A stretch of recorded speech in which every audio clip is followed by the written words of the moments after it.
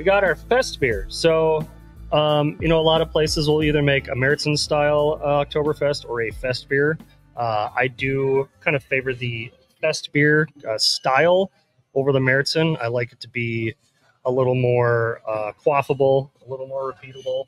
I mean, style-wise, they float within the same ABV parameters and such, but, you know, this is definitely a lighter hand at those specialty malts. You're still going to get, you know, heavy-handed Munich malts, which is what they're all about. So it's going to be very malt forward. It's going to be a little sweet. It's going to be a little, you know, toasty, but it's not going to be overly sweet and enduring on the palate as like a Märzen would, and still finish. You know, not to use the overuse the word crisp, but that's what the lagers are all about. So, you know, it's interesting because first off, I actually like this a lot more than anticipated because I've had some fest beers that just kind of like weren't bad, but like don't really do much for me. Yeah. I don't know this. It's not maybe as crisp as you said for me, especially after having, you know, the Kolsch, but like. Oh God! This is just like much drier than that.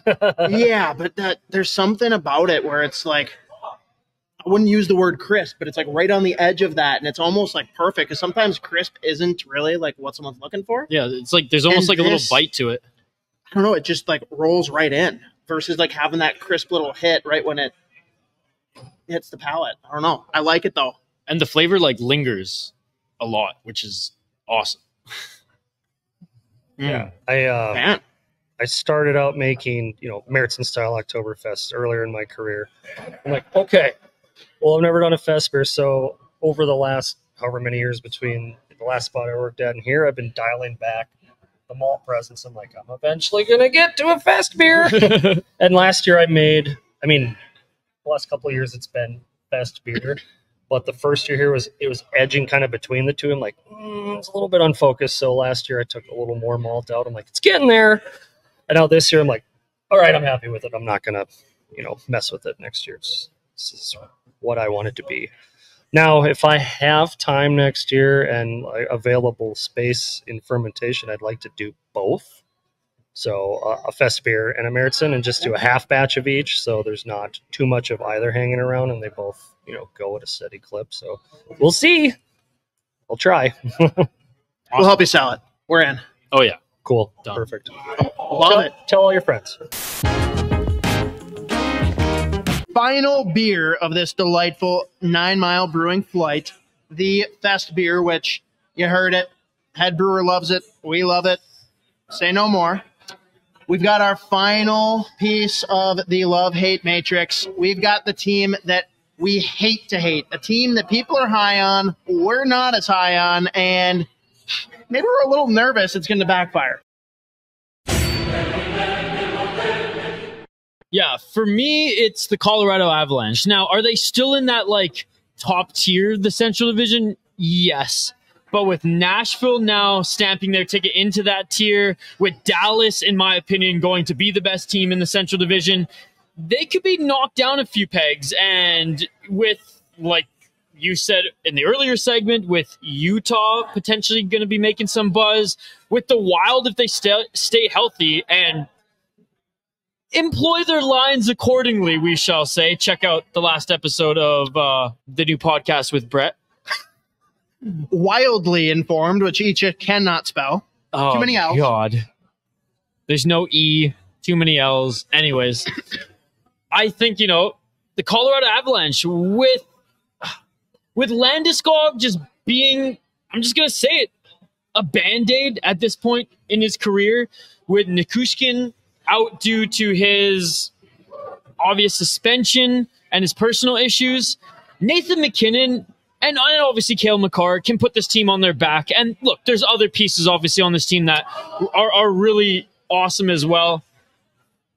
They're still going to be top tier, but they're not the boogeyman of the division anymore. They're not the best team in the division. They're not going to be the team to beat now.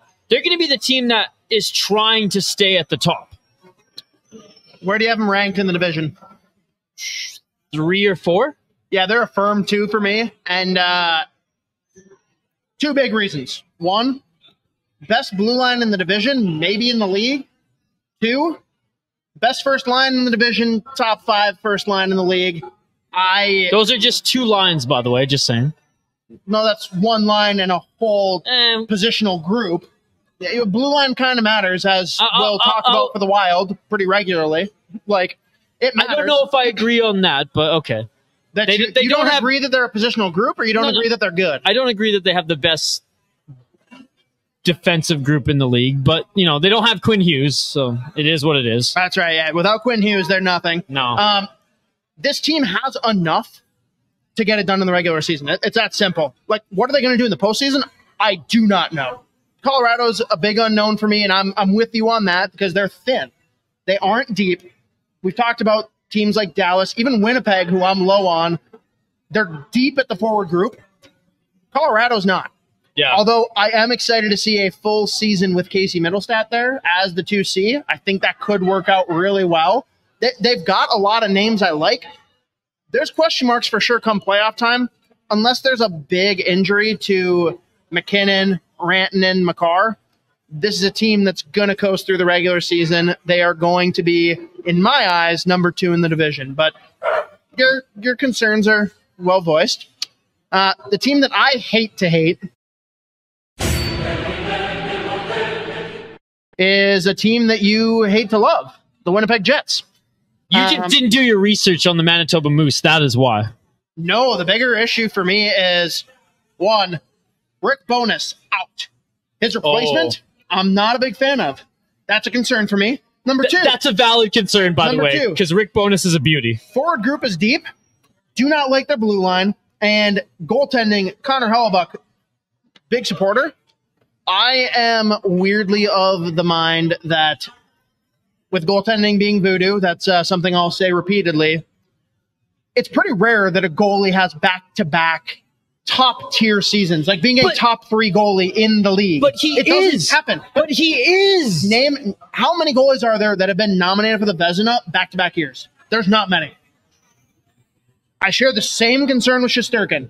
They're going to be good goalies. They'll be top 10 goalies. Hellebuyck carried them last year. He made up for so many deficiencies, and if he's even a notch lower, that's a big fucking blow to that team. I'm telling you, their blue line's going to be great this year. Shut your mouth. I'm telling you, they're going to be awesome. The team that waived Declan Chisholm, I don't think so. They waived him because they have so many great players coming up this year. Name one besides Morrissey. Hanola and the guy who I couldn't pronounce his last name in the last segment. That's it. That's all you got. Well, I mean, I don't have Hockey DB in front of me, okay? Not a fan. Again, the depth in their forward group, good. Do they have a true elite number 1 line? No. Do they have a true number 2 line? I don't know. But top to bottom, I do really like their forward groups. That's the one thing that I'm very worried could come back to bite me, as well as Hellebuyck proving me wrong and having another stellar season. That's why I hate to hate them. I'm not hating them. It hurts me that I hate them because I've been high on them in past years. You saw what happened to them in the playoffs. I don't trust them. Look, I get that. Either the defense is going to crash and burn, or we're going to be like, oh man, they got a new crop of guys coming up that they developed who are going to be maybe even better than the last crop. And Hellebuyck is the best American goaltender right now in the National Hockey League. Arguable. Yeah. Arguable. I am so scared for the Olympics as a Canadian, ladies and gentlemen. That's going to be pretty scary. It brings me nightmares.